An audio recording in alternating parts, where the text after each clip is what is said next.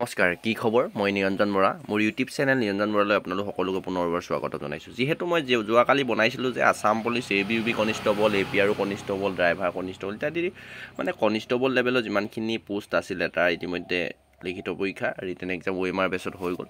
তাৰ এনচাৰ কিসমূহ আপোনালোকে চাব পাৰিব আপোনাৰ 14 এপ্ৰিলৰ পৰা বুলি যোৱাকালি মই ভিডিঅ'টো কৈছিলোঁ। 14 এপ্ৰিল নে 12 এপ্ৰিল মই পাহৰি গৈছোঁ, কিন্তু এতিয়া ইতিমধ্যে অফিচিয়েল ৱেবছাইটত আপোনালোকৰ নটিছখন আহি গ'ল, যিখন নটিছ মই আপোনালোকক দেখাইছিলোঁ। দেখিছে 11/4/2025 সেই নটিছখনো ঠিক একেই। 11 এপ্ৰিলতে অহা নটিছ আছিলে, কিন্তু 12 তাৰিখে আহিব গৈছিলোঁ, কিন্তু 12 তাৰিখে নাহিলে। আজি 13 তাৰিখ পালেগৈ। অফিচিয়েল ৱেবছাইটত আছোঁ, দেখিছে ডাইৰেক্ট এখন নটিছে আহিলে। এতিয়া আমি নটিছৰ জেগাত ক্লিক কৰিছোঁ। ক্লিক কৰাৰ পিছতে সেই নটিছখন মোৰ মোবাইলত PDF আকাৰে ডাইৰেক্ট লাইভ ডাউনলোড হৈ গৈছে, আপোনালোকে দেখিয়ে আছে।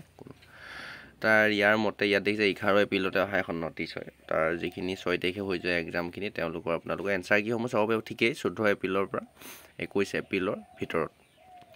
আৰু আপোনালোকে ইয়াত যদি কিবা কুৱেশ্যন ভুল পায়, আপোনালোকে শুদ্ধ দিছে, কিন্তু তেওঁলোকৰ ফালৰ পৰা যদি কিবা ভুল এনচাৰ দেখাইছে তেন্তে আপোনালোকে অবজেকশ্যনো লগাব পাৰিব। তাৰ কাৰণে সুবিধা দিছে। 50 টকা পে'মেণ্ট কৰি আপোনাৰ এনচাৰ কিটো কিমান নম্বৰ পাইছে চাব পাৰিব।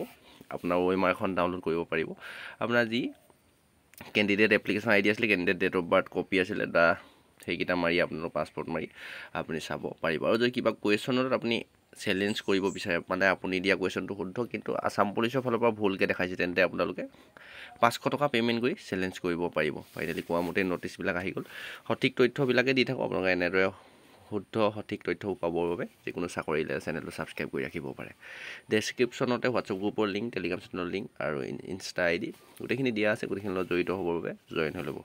নেক্সট আকৌ অন্য এটা অতি গুৰুত্বপূৰ্ণ ভিডিঅ' সৈতে আপোনালোকৰ লগ পোৱাৰ প্ৰতিশ্ৰুতি আজি এই ভিডিঅ'টোৰ পৰা ইমানতে বিদায় লৈছোঁ। ধন্যবাদ।